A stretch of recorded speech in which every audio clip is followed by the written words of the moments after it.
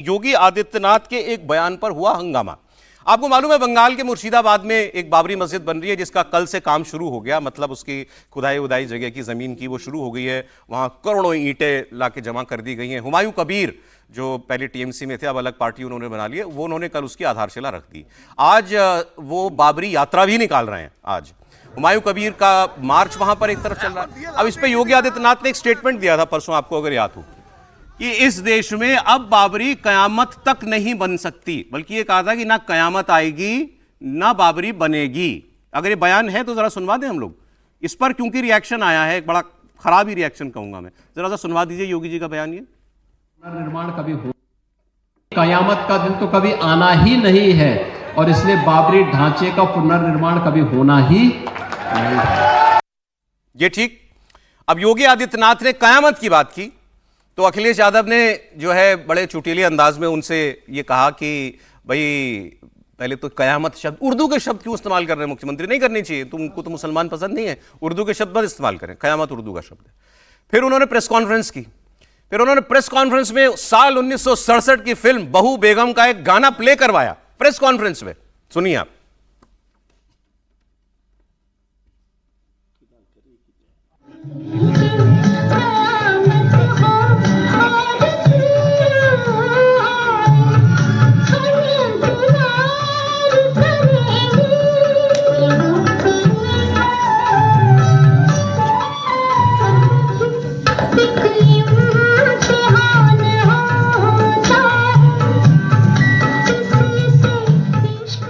अब ये जो है, चलिए अखिलेश जी का अपना अंदाज है, तो उन्होंने कहा कि अब लेकिन गाने के बोल अगर कोई पूछ ले तो फिर बोले कि नहीं अखिलेश जी? अब आगे पूरी प्रेस कॉन्फ्रेंस नहीं सुन पाया। क्योंकि लेकिन एक मतलब योगी जी ने क्या कहा, ना कयामत आएगी ना बाबरी बनेगी।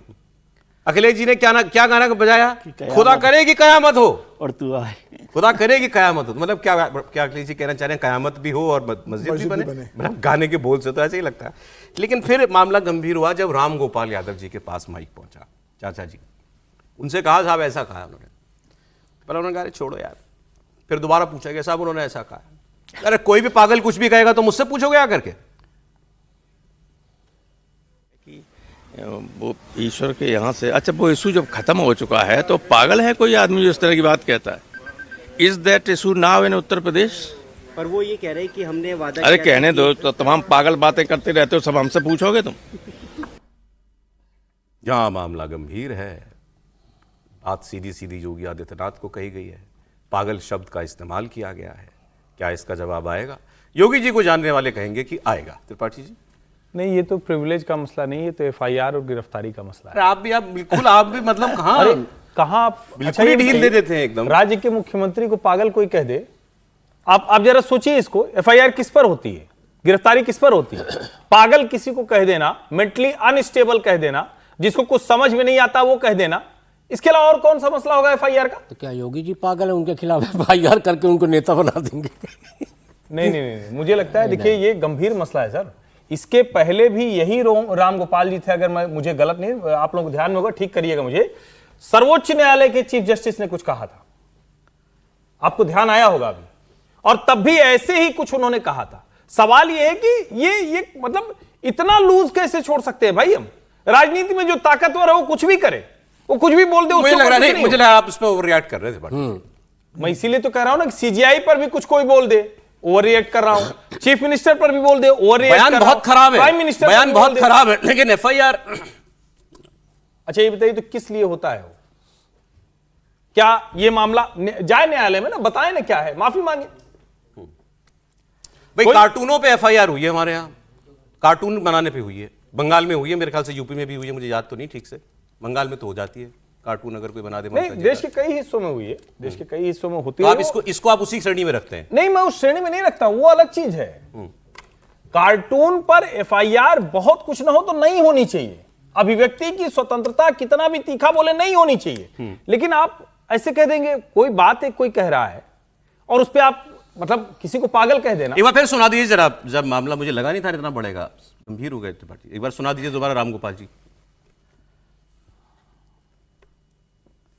वो ईश्वर के यहाँ से, अच्छा वो इशू जब खत्म हो चुका है तो पागल है कोई आदमी जो इस तरह की बात कहता है?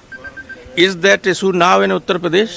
पर वो ये कह रहे हैं कि हमने वादा अरे किया था कहने कि- दो, तो तमाम पागल बातें करते रहते हो, सब हमसे पूछोगे तुम?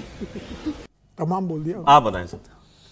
देखिए, दो तरह से समझिए। यदि अंबेडकर कहना इशू बन सकता है, तो राम गोपाल जी का ये कहना कि कोई पागल कहेगा इशू बन सकता है। लेकिन इसको यदि राजनीतिक दृष्टि से देखेंगे तो एक सामान्य बोलचाल की भाषा में राम गोपाल जी कह के चले गए। दूसरी बात, राम गोपाल जी के सामने आज सबसे बड़ी विवशता और सबसे बड़ी चुनौती बाबा नहीं है, विवशता है कांग्रेस। कांग्रेस जिस तरीके से मुस्लिम एजेंडे को लेकर आगे बढ़ रही है, आने वाले चुनाव में उनको उससे फाइट करना है, उनको जोड़ के रखना है।